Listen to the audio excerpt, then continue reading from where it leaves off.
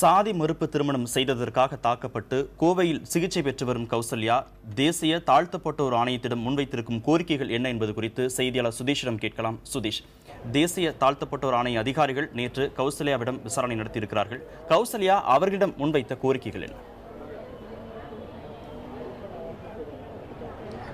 கார்த்திகேயன், தொடர்ந்து 5வது நாளாக கௌசல்யாவிற்கு இங்கு சிகிச்சை அளிக்கப்பட்டு வருகிறது.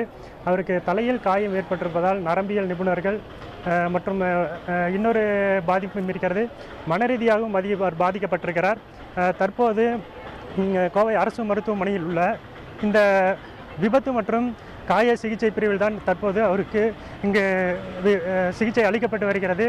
இந்நிலையில் தொடர்ந்து 5வது நாளாக இன்றைக்கு இங்கு சிகிச்சை அளிக்கப்பட்டு வரும் நிலையில் தேசிய தாழ்த்தப்பட்டோர் நல ஆணையத்திடம் அவர்கள் பல்வேறு கோரிக்கைகளை முன்வைத்திருக்கிறார்கள்.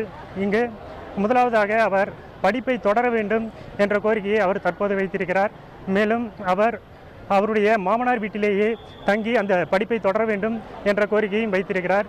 இது குறித்து ஜனநாயகர் மாத சங்கத்துடைய பிரதிநிதி உமா நம்முடன் இருக்கிறார். அவரிடம் கேட்கலாம்.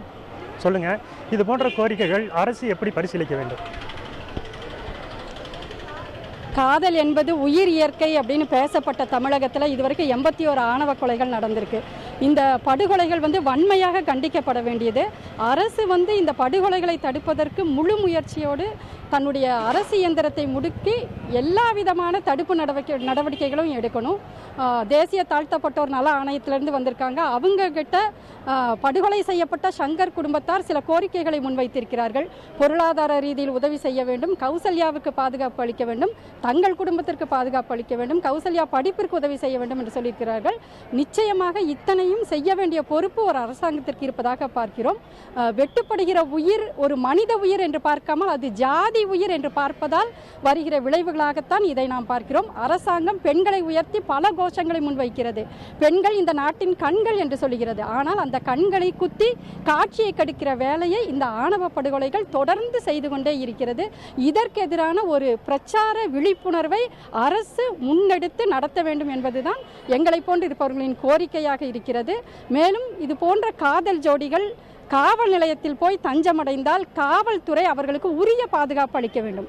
ஏனென்றால் காவல்துறையை நம்பி அவர்கள் பாதுகாப்பு அளிப்பார்கள் என்ற நம்பிக்கையின் அடிப்படையில் தான் காதல் ஜோடிகள் அங்கே செல்லுகிறார்கள், காதல் திருமணம் செய்த குடும்பங்கள் செல்லுகிறார்கள். அதனால் தொடர்ந்து காவல் நிலையத்தில் இருக்கின்ற அதிகாரிகள் தங்கள் பொறுப்பை எடுத்துக்கொண்டு மிகச் சரியாக அந்த பொறுப்பை நிறைவேற்ற வேண்டும் என்று கேட்டுக்கொள்கிறேன். கார்த்திகேயன், இது போன்ற சம்பவங்களில் ஆரம்ப கட்டத்திலேயே காவல் நிலையத்தில் இது போன்ற அச்சுறுத்தல் இருக்கும் பட்சத்தில் அது தொடர்பான பாதுகாப்பை அவர்கள் உறுதி செய்ய வேண்டும் என்ற ஒரு கோரிக்கையை மாதர் சங்கங்கள் தெரிவிக்கின்றார்கள். தொடர்ச்சியாக இந்த கோரிக்கைகள் தமிழக அரசிடம் பரிசீலனை செய்யப்பட்டு தேசிய ஆணையத்திலிருந்து தமிழக அரசு அந்த கோரிக்கையை நடவடிக்கை செயல்படுத்தும்படியான ஒரு அறிக்கையை தமிழக அரசுக்கு சமர்ப்பிக்கும் என அவர்கள் நேற்றைய தினம் தெரிவித்திருக்கிறார்கள்.